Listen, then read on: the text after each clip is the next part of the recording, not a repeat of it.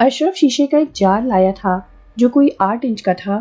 سلام کے بعد اس نے وہ جار مجھے دیتے ہوئے کہا، بابا صاحب نے یہ آپ کے لیے بھیجا ہے اور کہا ہے باقی باتیں وہ فون پر بتا دیں گے۔ ٹھیک ہے اشرف۔ اشرف کے جانے کے بعد میں نے غور سے جار کو دیکھا۔ اس میں کوئی خاص بات نہیں تھی، عام قسم کے شفاف شیشے کا بنا ہوا تھا۔ میں بابا صاحب کے فون کا انتظار کرتا رہا جو مجھے 4:30 بجے موصول ہوا تھا۔ مغرب کی نماز کے بعد تمہیں یہ کہانی ختم کر دینی ہے کامران۔ اس گھر میں صرف 2 افراد یعنی سید علی اور افتخار ہیں جن میں انسانیت ہے۔ افتخار اپنی انا کو کچل کر اپنے چھوٹے سے خاندان کی کفالت کر رہا ہے۔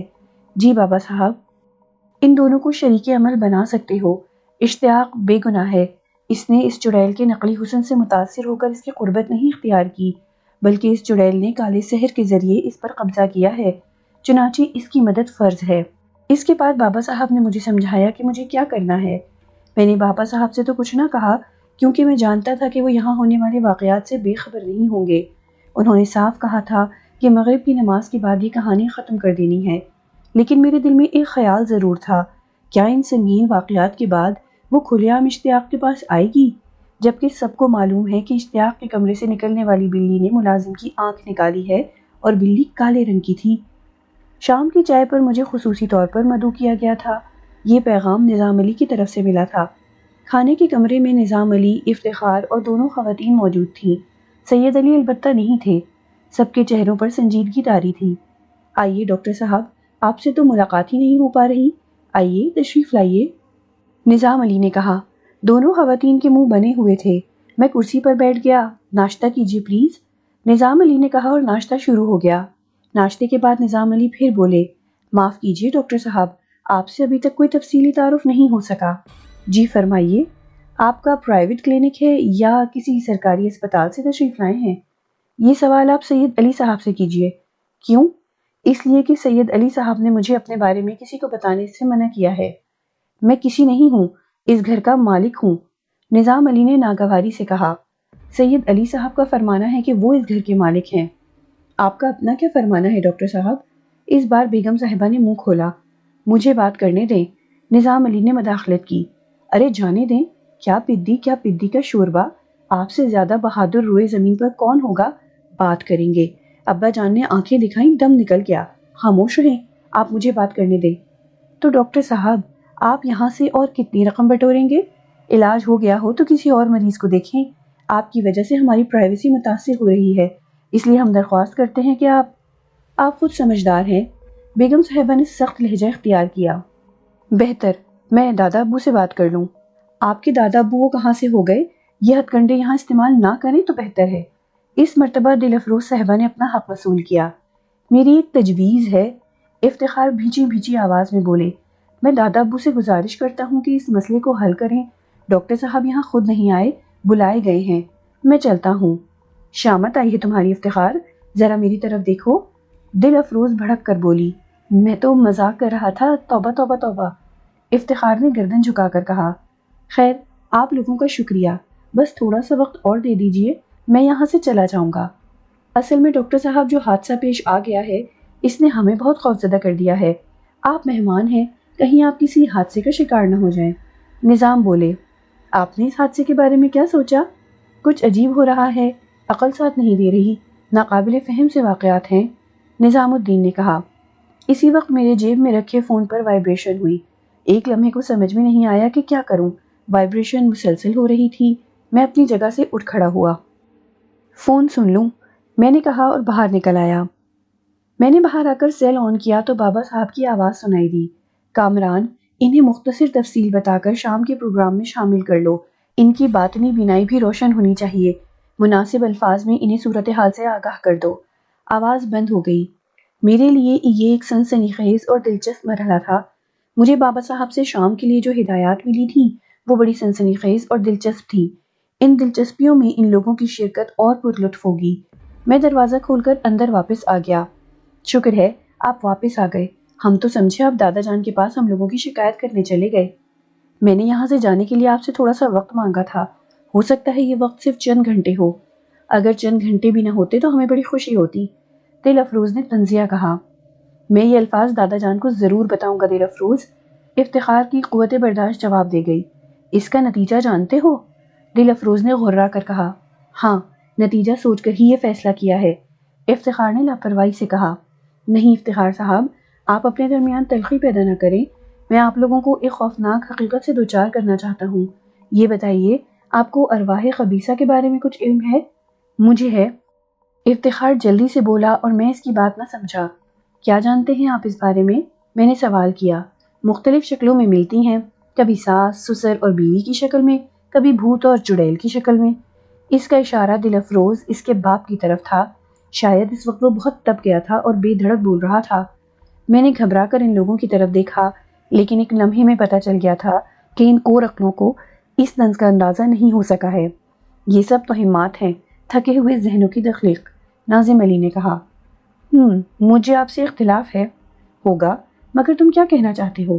یہی کہ آپ کے گھر میں ایک چڑیل کا بسیرا ہے۔ میں نے کہا تو ناظم علی مجھے تیکھی نظروں سے دیکھنے لگے۔ اور تمہارے اس سے گہرے تعلقات ہیں؟ میں کہتا ہوں کہ تم آخر کیا کھیل کھیل رہے ہو؟ ناظم علی بولا۔ یہ چڑیل اس وقت سے اشتیاق کے پیچھے لگی ہے جب وہ الہ آباد ایک شادی میں گئے تھے۔ وہاں کوئی حویلی اعظم علی ہے، اس پرانی حویلی میں وہ چڑیل موجود تھی۔ وہ اشتیاق پر عاشق ہو گئی اور اس کے پیچھے لگی، یہاں تک چلی آئی۔ اب بھی وہ اس ہندو لڑکی کے روپ میں اشتیاق کے پاس آتی ہے اور ایک بلی کی حیثیت سے بھی اس کے پاس رہتی ہے۔ او مائی گاڈ، او مائی گاڈ، کیسی زبردست کہانی ہے۔ سر آپ ڈاکٹر ہیں یا رائٹر؟ کیا خوبصورت کہانی گھڑی ہے، زندہ کرداروں کے ساتھ، دل افروز نے کہا۔ اور معاون ہے افتخار احمد، ورنہ شادی اور حویلی اعظم علی کے بارے میں انہیں کیا معلوم؟ بیگم صاحبہ نے کہا۔ افتخار غصے سے کھڑا ہو گیا، لیکن میں نے اسے پکڑ لیا۔ کچھ منٹ اور انتظار کر لو افتخار، ساتھ ہی اٹھتے ہیں، میں نے کہا۔ ہاں ہاں بیٹھو، ابھی پورا میجک شو دیکھو، ابھی یہ رومال سے کبوتر نکالیں گے، منہ سے لوہے کے گولے اگلیں گے۔ مغرب کی نماز کے بعد اشتیاق کے کمرے میں آ جائیے، وہاں آپ کو اصلی میجک شو دیکھنے کو ملے گا، بھولیے گا نہیں، مغرب کے بعد۔ آؤ بچے جمورے۔ میں نے افتخار کا ہاتھ پکڑا اور کمرے سے باہر آ گیا۔ افتخار غصے کی شدت سے لرز رہا تھا۔ تم نفس کشی کر رہی ہو افتخار، اپنے اہل خاندان کے لیے، اسے صبر و سکون سے جاری رکھو اور اس بات پر یقین رکھو کہ وقت ضرور بدلتا ہے، تمہیں بہت کچھ ملے گا۔ کتنے برے لوگ ہیں، انسان ایسے بھی ہوتے ہیں، وہ بولا۔ ہاں ہوتے ہیں، میں نے کہا۔ میں اسے لیے ہوئے اپنے کمرے میں آ گیا۔ وہ دیر تک خاموش رہا، پھر بولا، جو بات آپ نے کہی وہ غلط نہیں ہوگی؟ ہاں، تمہیں معلوم ہے مجھے پاپا پردہ پوش نے یہاں بھیجا ہے، وہ قدم قدم پر میری رہنمائی کر رہے ہیں۔ تمہیں ایک ضروری کام کرنا ہے۔ بتائیے۔ ایک بار ان دونوں روشن دانوں کو چیک کر لو، اسی طرح بند ہیں یا کھل گئے؟ اگر کھلے ہوں تو دوبارہ بند کروا دو۔ میں کر لیتا ہوں، لیکن کیا ملازم کو زخمی کرنے کے بعد بلی دوبارہ کمرے میں آئے گی؟ ہاں ضرور آئے گی، بلکہ ممکن ہے وہ ابھی اشتیاق کے پاس ہو۔ مغرب کے بعد کیا ہوگا؟ تجسس تو ہے، افتخار بولا۔ انشاءاللہ چڑیل کی کہانی ختم ہو جائے گی، بڑا سسپینس ہے۔ خیر میں چلتا ہوں، دادا ابو کو بھی وہاں بلانا ہے؟ ہاں، تم انہیں لے آنا۔ میں دیکھ کر آتا ہوں، افتخار نے کہا، پھر وہ کمرے سے نکل گیا۔ 15 منٹ کے بعد واپس آ گیا اور بولا، روشن دان بند ہیں اور بلی کمرے میں موجود ہے۔ میں نے جھانک کر دیکھا ہے۔ ٹھیک، ایک کام سے جا رہا ہوں، واپس آ کر دادا جان کے پاس جاؤں گا، اس نے کہا۔ اس کے جانے کے بعد میں آنکھیں بند کر کے ایک کرسی پر نیم دراز ہو گیا۔ بہت سے خیالات دل میں آ رہے تھے، ماضی کے بہت سے کردار، پھر بھوریا چرن، اس کے بعد اس کا پتہ نہیں چلا تھا، کیا وہ ختم ہو گیا؟ یہ ایک خوشگوار تصور تھا، لیکن صرف ایک خیال کے طور پر۔ آخرکار مغرب کی نماز ہو گئی۔ نماز پڑھنے کے بعد میں تیار ہو گیا، خود کو سنبھال کر اور جار لے کر اشتیاق کے کمرے کی طرف چل پڑا۔ ہلکی سی دستک دی تو اشتیاق کی آواز سنائی دی، آ جاؤ۔ میں اندر داخل ہو گیا۔ سب سے پہلی میری نظر اس کے بستر پر پڑی اور میں نے سکون کا سانس لیا۔ بلی موجود تھی اور آرام سے اپنے مخصوص انداز میں بیٹھی ہوئی تھی۔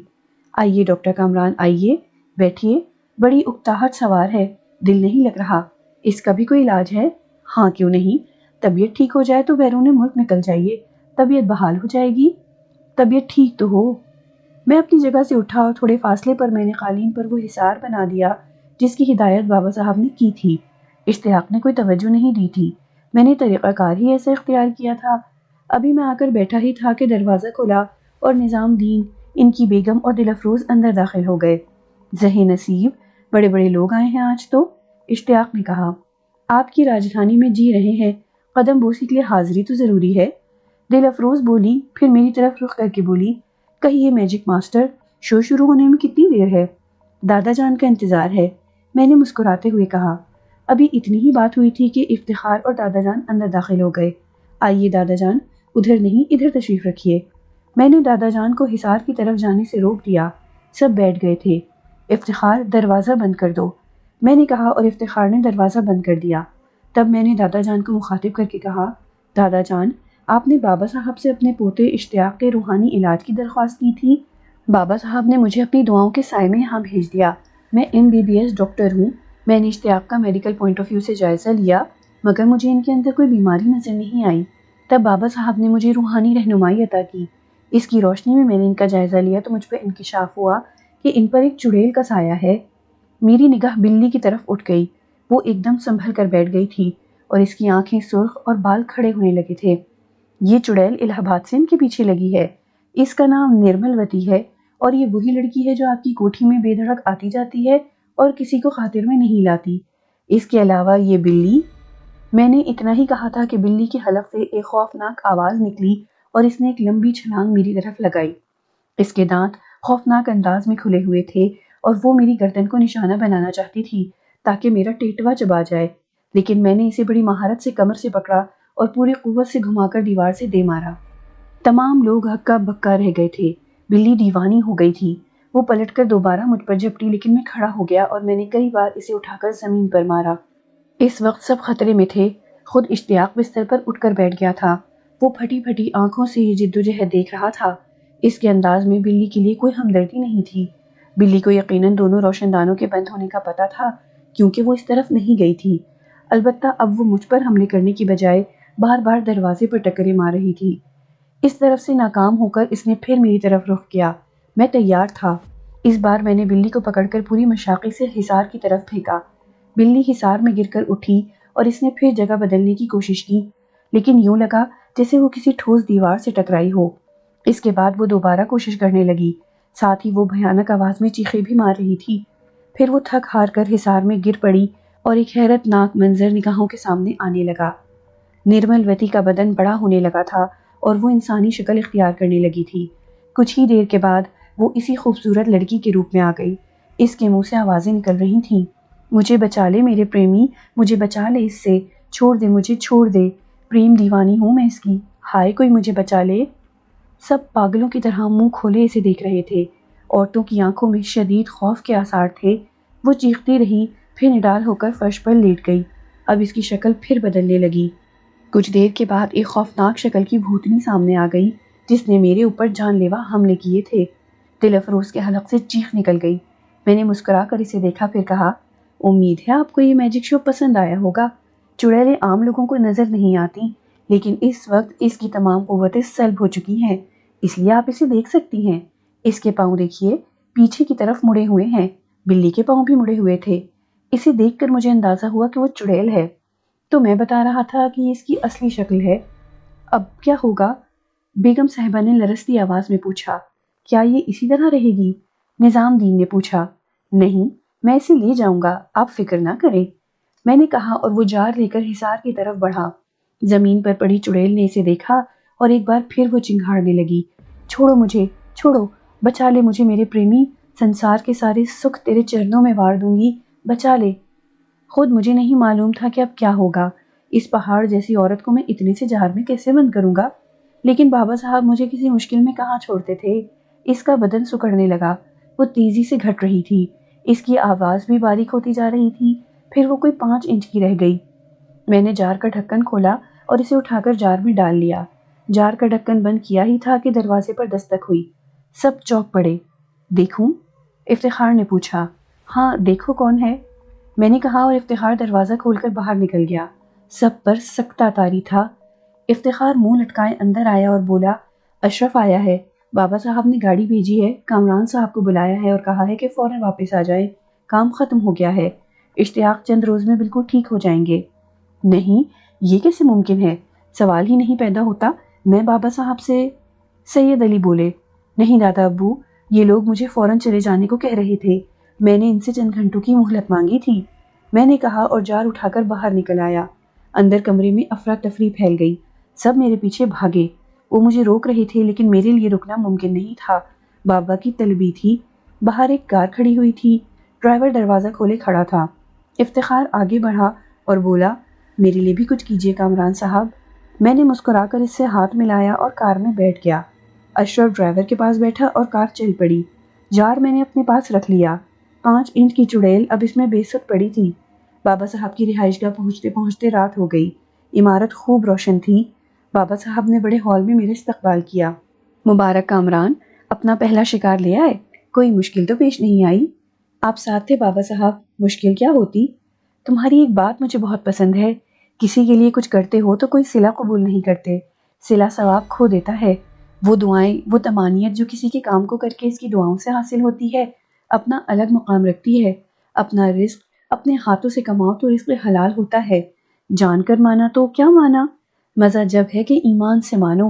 مومن وہ ہے جو معبود لم یزل کو دیکھے بغیر جانے۔ اس کا ایمان سے کیا واسطہ جو کہے پہلے سامنے آؤ پھر مانیں گے؟ صاحب ایمان کسی صلے کے لیے کام نہیں کرتا، بس اس کے ایمان کا سہارا ملتا ہے اسے۔ آرام کرو، جمعرات کو پہلا درس ہے، اس میں شرکت کرنا۔ بابا صاحب اٹھے تو میں بھی اٹھ گیا۔ جار بابا صاحب نے اپنے ہاتھوں میں لے لیا تھا۔ مجھے اپنی آرام گاہ معلوم تھی، چنانچہ میں اس طرف بڑھ گیا۔ نہ جانے کیسے دل کو قرار آ گیا تھا۔ اب گھر اپنے یاد بھی آتے تھے تو گزری ہوئی کہانیوں کی طرح۔ سب تھے، بہنیں، بھائی، بھابیاں، ماں، پھوپھی، نانا ریاض، نہ جانے کون کون، لیکن اب وہ نہیں تھے، اور تھے بھی تو کتابوں کی داستانوں کی طرح۔ دل کے اوراق کھولو، تحریروں کی طرح دیکھ لو، نہ کوئی آواز نہ لمس۔ دوسرے دن بابا صاحب نے اشرف کے ذریعے بلایا۔ اس دن مجھے پتا چلا کہ اس طویل و عریض رہائش گاہ میں کوئی تہخانہ بھی ہے۔ یہ تہخانہ کوٹھی کے پورے طول و عرض میں پھیلا ہوا تھا۔ پورے تہخانے میں بہت قیمتی قالین بچھا ہوا تھا۔ اخروٹ کی لکڑی کا ایک کاؤنٹر بھی رکھا ہوا تھا، جس کے پاس بابا صاحب ایک کرسی پر بیٹھے ہوئے میری طرف دیکھ رہے تھے۔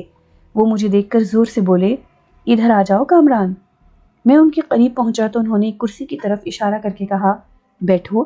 میں ہچکچایا تو بولے، بیٹھ جاؤ، احترام اچھی بات ہے، احترام کرنے والے کے چہرے کے نور میں اضافہ ہوتا ہے اور بزرگوں کا حکم ماننے والے کی عمر میں۔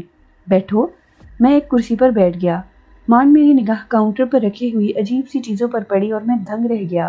یہ چھوٹے چھوٹے شیشے کے جار تھے، ویسے ہی جس میں نے نرملوتی کو بند کیا تھا۔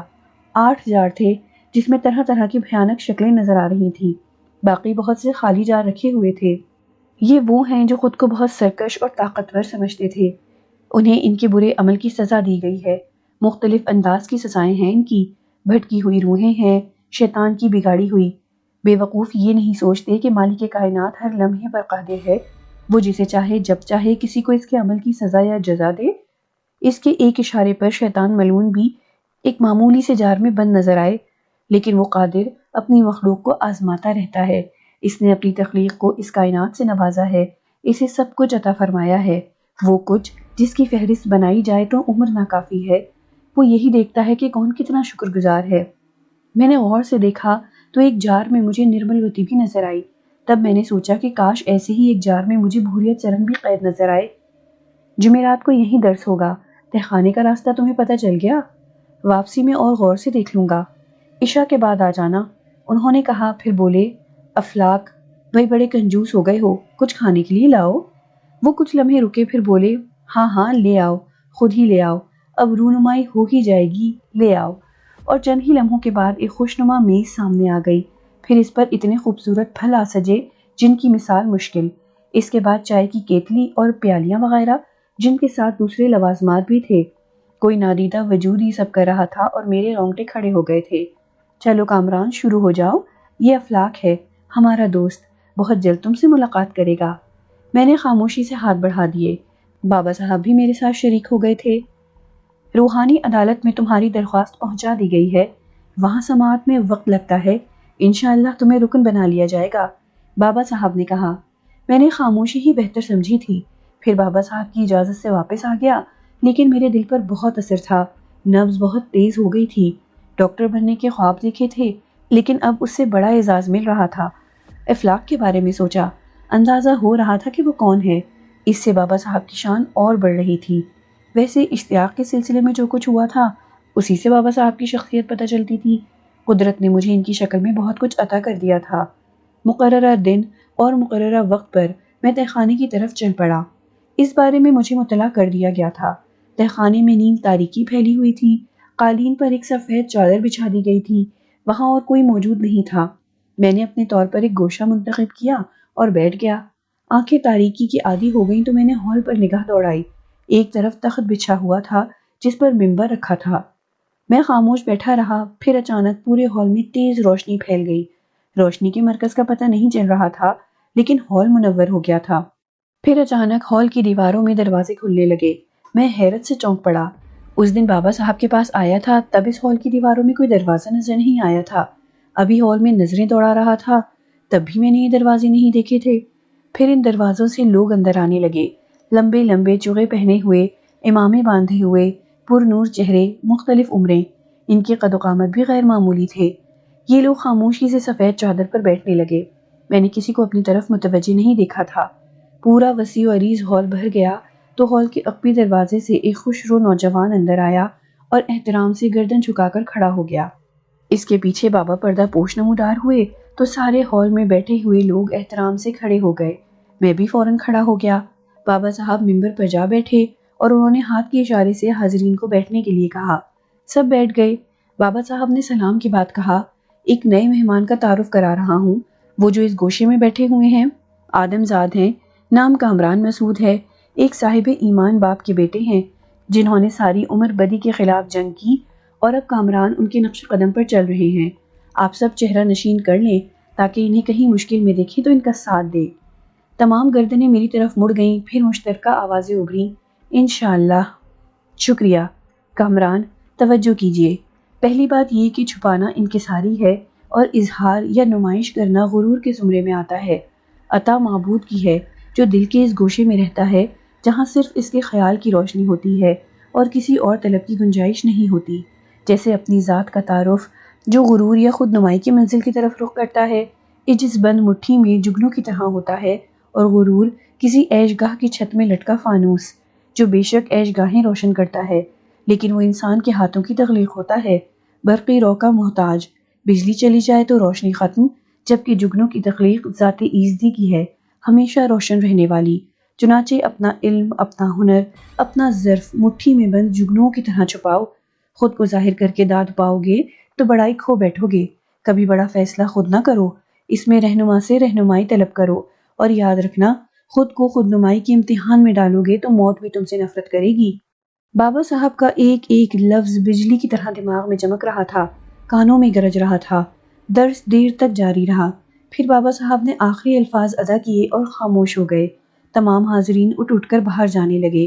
آخر میں بابا صاحب بھی اسی دروازے سے چلے گئے تو افلاک میرے پاس آ گیا۔ یہ وہی خوش رو نوجوان تھا جس نے بابا صاحب کے ساتھ ہال میں قدم رکھا تھا۔ آپ بھی آرام فرمائیے، اب کسی بھی حاجت پر مجھے آواز دے لیا کیجیے، یہ بابا صاحب کا حکم ہے۔ میں ہال کا راستہ طے کر کے اپنی آرام گاہ میں آ گیا۔ عجیب کیفیت ہو رہی تھی۔ دل کہہ رہا تھا کہ معبود عظیم، میں نے کون سی ایسی نیکی کی تھی جس کے عوض میں تو نے مجھے ایسے مرتبے سے نوازا۔ سب سے بڑی بات یہ تھی کہ اب ایک عجیب سی سیر چشمے کا احساس ہوتا تھا۔ یوں لگتا تھا جیسے سب کچھ میرے پاس ہو، کوئی تشنگی باقی نہ ہو۔ نماز کا شروع سے عادی تھا۔ ایک صبح جاگا تو ایک عجیب احساس ہوا۔ سامنے کا منظر دیکھا تو کمرے کی دیوار تھی، لیکن پھر دیوار تحلیل ہوتی محسوس ہوئی اور باہر باغ کا منظر نظر آنے لگا۔ میں حیران رہ گیا۔ باغ میں پرندوں کے لیے خوراک اور پانی رکھا تھا۔ فاختاؤں کا ایک خوبصورت جوڑا پانی پی رہا تھا۔ یہ دیکھنے کے لیے کہ جو دیکھ رہا ہوں صرف تخیل ہے کہ سچ، باہر نکل آیا۔ سامنے کنڈیلی میں فاختاؤں کا جوڑا پانی پی رہا تھا۔ اس کے بعد یہ مسلسل ہونے لگا۔ بابا صاحب نے حکم دیا تھا کہ گھر میں قیدی بن کر نہ رہوں، باہر گھوما پھرا کروں۔ کبھی کبھی اشرف سے کہتا تو وہی گاڑی آ جاتی جو مجھے لینے نظام علی کے گھر گئی تھی۔ ڈرائیور بھی وہی ہوتا، لیکن اس سے کبھی بات نہ ہوئی۔ چنانچہ گھر سے باہر نکل جاتا تھا، مگر باہر بھی وہی کیفیت رہتی۔ کبھی لگتا جیسے وحشی درندوں کے غول آنکھوں کے سامنے سے گزر رہے ہوں، کبھی سانپ، بچھو اور دوسرے حشرات الارض رینگتے نظر آتے۔ ایک دن بابا صاحب سے تذکرہ کیا تو خوشگوار لہجے میں بولے، مبارک ہو، آغاز ہو گیا ہے۔ کیسا آغاز بابا صاحب؟ آنکھوں میں روشنی آ رہی ہے۔ ایک عمل بتا رہا ہوں، اس کا آغاز کر دو۔ چند لمحے خاموش رہنے کے بعد بابا صاحب پھر بولے، افلاک تمہیں کچھ چیزیں مہیا کر دے گا، وہ ان ساری چیزوں کو ضرورت کے مطابق نصب بھی کر سکتا ہے، لیکن بہتر ہے اپنا یہ کام تم خود کرو۔ ایک آئینہ ہوگا جسے تم 2 حصوں میں تقسیم کر کے دیوار پر لگا لینا۔ اس کے بائیں حصے کو سیاہ کپڑے سے ڈھانکنا ہوگا۔ اس کام کی تکمیل کے بعد تم دیوار سے 4 فٹ کے فاصلے پر کھڑے ہو کر آئینے میں اپنا عکس دیکھو گے۔ یہ کام تمہیں دن کے وقت کرنا ہوگا جب سورج چمک رہا ہو اور اس کا عکس آئینے پر ہو اور اس کی چمک تمہاری آنکھوں کو خیرہ کر رہی ہو، لیکن تمہیں ایک آنکھ بند کر کے آئینے کے کالے حصے کو دیکھنا ہوگا، یعنی کالے کپڑے والے حصے کو۔ پھر دوسری آنکھ کو پوری طرح کھول کر چمکدار حصے کو دیکھو، لیکن چکا چوندھ برداشت کرنی ہوگی۔ اس کے ساتھ تمہیں کچھ کلمات پڑھنے ہوں گے۔ یہ عمل 7 دن کے لیے ہوگا۔ 7 دن کے بعد تمہاری آنکھوں اور دماغ کا راستہ ایک ہو جائے گا اور تمہارے اندر اتنی قوت پیدا ہو جائے گی کہ تم کسی بھی انسان کے دوسرے روپ کو دیکھ سکو اور اس کے اندر کا حال جان سکو۔ یہ مشغلہ بہت دلچسپ ہوگا اور تم ایسے درد مندوں کے بارے میں جان سکو گے جن کی مدد کر کے تم ثواب کما سکتے ہو۔ میرا دل خوشی سے دھڑک اٹھا۔ شیطان بھوریا چرن نے مجھے کالے جادو کی قوت سے کسی بھی مریض کے اندر جھانک کر اس کی بیماری جاننے کی طاقت دی تھی، لیکن در حقیقت مجھے ہمیشہ ایک شرمندگی سی رہی کہ میں ایک ناپاک قوت کے زیر اثر ہی سب کچھ کر کے شہرت حاصل کر رہا ہوں۔ اب بابا صاحب نے یہ روحانی عمل بتایا تھا جس کی تکمیل کر کے مجھے جو قوت حاصل ہوگی وہ روحانی قوت ہوگی۔ افلاک نے مجھے مطلوبہ چیزیں مہیا کر دیں اور میں نے تسلی بخش طور پر انہیں نصب کر لیا۔ پھر میں نے پوری توجہ سے اس عمل کا آغاز کر دیا۔ ایک آنکھ بند کر کے میں کالے کپڑے کو دیکھتا، پھر دوسری آنکھ سے سورج کی روشنی کو، ساتھ ہی بابا صاحب کے بتائے ہوئے الفاظ کو دہراتا۔ 7 دن پورے ہو گئے تو میں بابا صاحب کی خدمت میں حاضر ہو گیا۔ انہوں نے معمول کے مطابق میرا استقبال کیا اور بولے، کبھی کبھی شاگرد بھی استاد کی کمزوری بن جاتا ہے۔ تم جس لگن اور سعادت مندی سے ہر عمل بے لوث اور محنت سے کرتے ہو وہ تمہاری خوبی ہے۔ آج میں تم سے تمہارے بارے میں باتیں کرنا چاہتا ہوں۔ میرے دل میں خوشی کی لہر بیدار ہو گئی۔ بابا صاحب بولے، تم نے اپنے والد صاحب کے بارے میں بتایا تھا کہ اپنے لاؤبالی دور میں وہ ایک بدکار سادھو کے جال میں پھنس گئے تھے، لیکن اپنے قوت ایمانی سے وہ ہر مشکل جھیل گئے۔ میں یہ کہنا چاہتا تھا کہ ماں باپ کی وراثت اولاد کو ہی ملتی ہے، خواہ وہ روپے پیسے اور جائیداد کی شکل میں ہو، خواہ نام و نمود کی شکل میں۔ ایک برے اور بدکردار شخص کے چھوڑے ہوئے برے عمل بھی کبھی کبھی اولاد کو بھگتنے پڑتے ہیں، اور اسی طرح نیک عمل بھی اولاد کا ورثہ ہوتے ہیں۔ مالک لم یزل نے تمہیں بہت سے اعزازات عطا فرمائے ہیں، ان میں کچھ تمہارے والد کا ورثہ ہے اور کچھ تمہاری ذاتی کمائی۔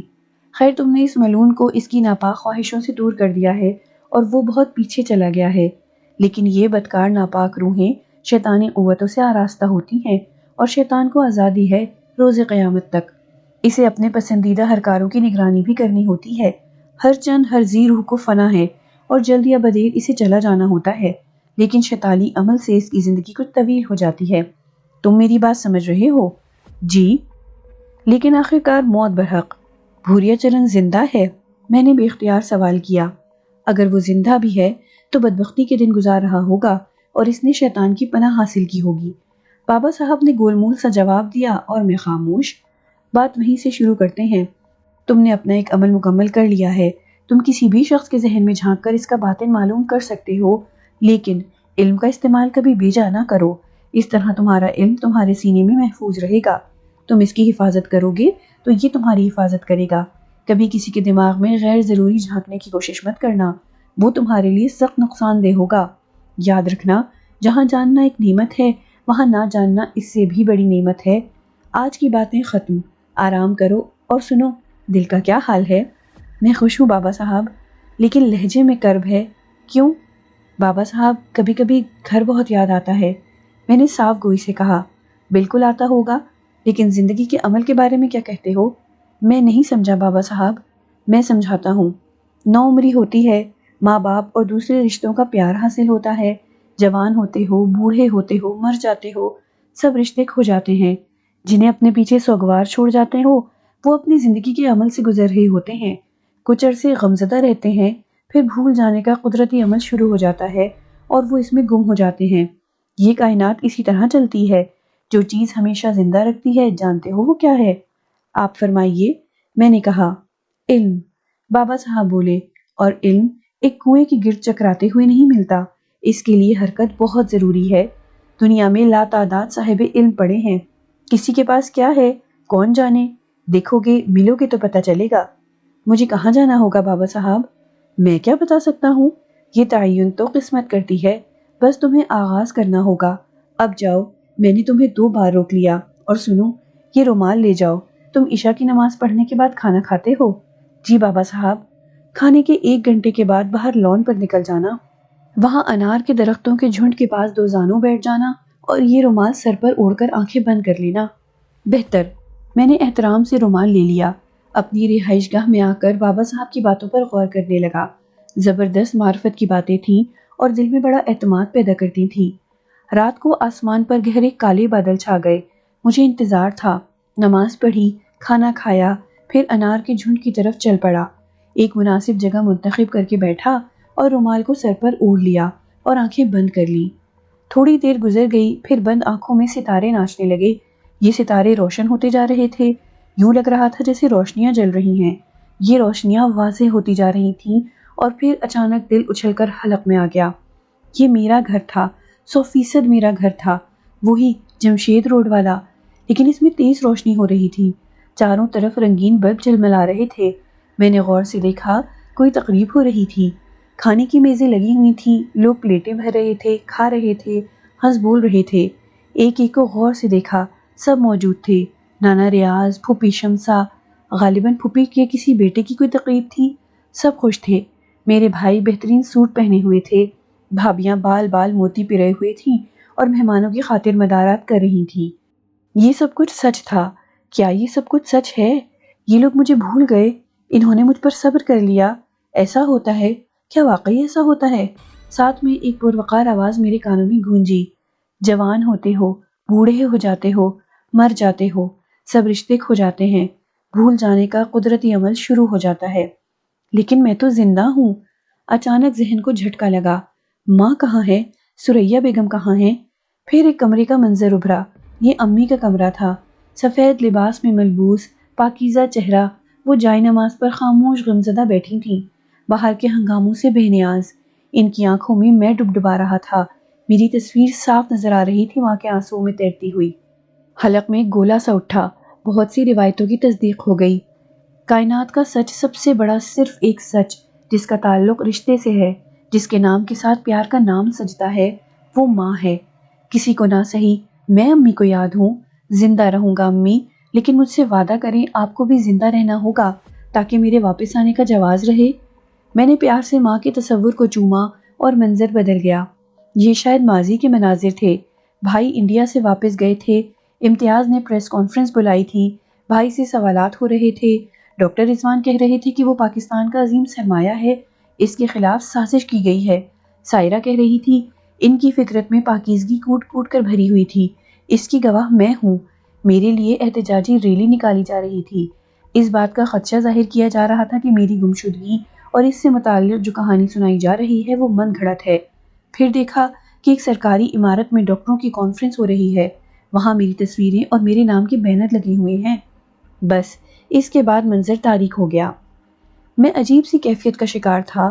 جو مطمئن تھے، خوشیوں میں وقت گزار رہے تھے، اور میں اپنے باپ کا ہم شکل ایمان کا سفر کر رہا تھا، اپنے باپ کی مشن کو آگے بڑھا رہا تھا، اور ممکن ہے کبھی میرا ایک بیٹا جو میرا ہم شکل ہوگا، اسی مشن کا علم ہاتھ میں لیے کسی اور بھوریا چرن کے گندے عزائم کو ناکام بنانے کے لیے سرگرم ہو۔ میں نے سر سے رومال اتارا، ابھی اپنی جگہ سے اٹھا بھی نہیں تھا کہ پیچھے سرسراہٹ سے ابھری۔ دیکھا تو افلاک تھا۔ بابا صاحب نے رومال واپس منگوایا ہے، وہ بولا، اور میں نے رومال احترام سے تہہ کر کے اسے دے دیا۔ میرے لیے اور کوئی حکم تو نہیں؟ فرمایا ہے کہ اب آپ اپنے کمرے میں جا کر آرام کریں، افلاک نے کہا اور نگاہوں سے گم ہو گیا۔ میں گہری سانس لے کر واپس چل پڑا۔ گھر دیکھ لیا تھا، بلا وجہ تڑپ رہا ہوں، وہ سب آرام سے ہیں۔ مجھے جو نعمتیں مل رہی ہیں بابا صاحب کی رہنمائی سے، ان سے استفادہ کرنا چاہیے۔ چند روز اور گزر گئے۔ یہ حقیقت ہے کہ اس دن میں نے اپنے گھر کا جو منظر دیکھا تھا، اس سے مجھے بڑی عبرت حاصل ہوئی تھی۔ میں ان لوگوں کے ذہن سے نکلا تو نہیں ہوں گا، لیکن اب انہوں نے میری جستجو ترک کر دی تھی۔ مجھے لگ رہا تھا کہ اگر اب میں وطن واپس جانا چاہوں تو شاید مجھے دقت نہ ہو، لیکن بابا صاحب نے اس کا حکم نہیں دیا تھا، بلکہ یہ دکھا دیا تھا کہ غالب خستہ کے بغیر کون سے کام بند ہیں۔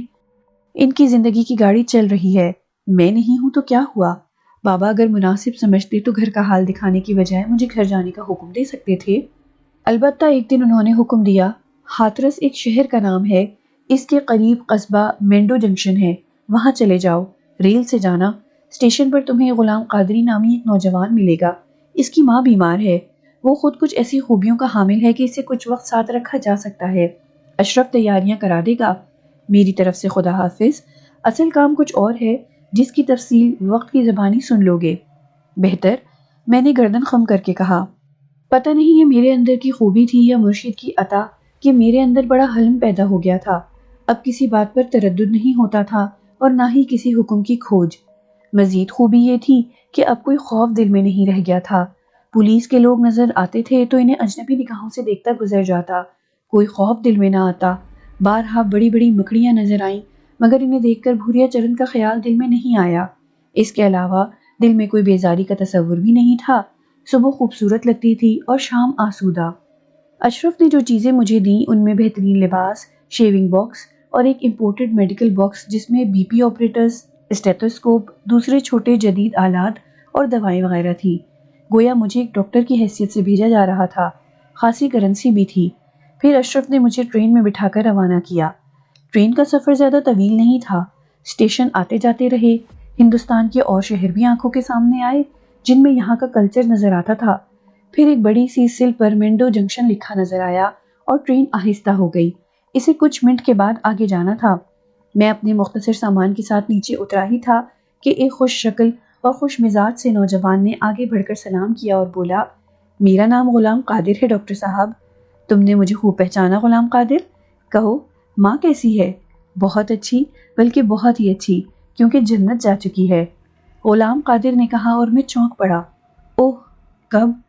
پرسوں رات، مرض لا علاج ہو چکا تھا، دق ہو گئی تھی، کلی بھر بھر خون اگلتی تھی، خون ختم ہو گیا، مر گئی، مجھے بہت افسوس ہوا غلام قادر، بس جی اللہ کی مرضی، آئیے، غلام قادر نے کہا۔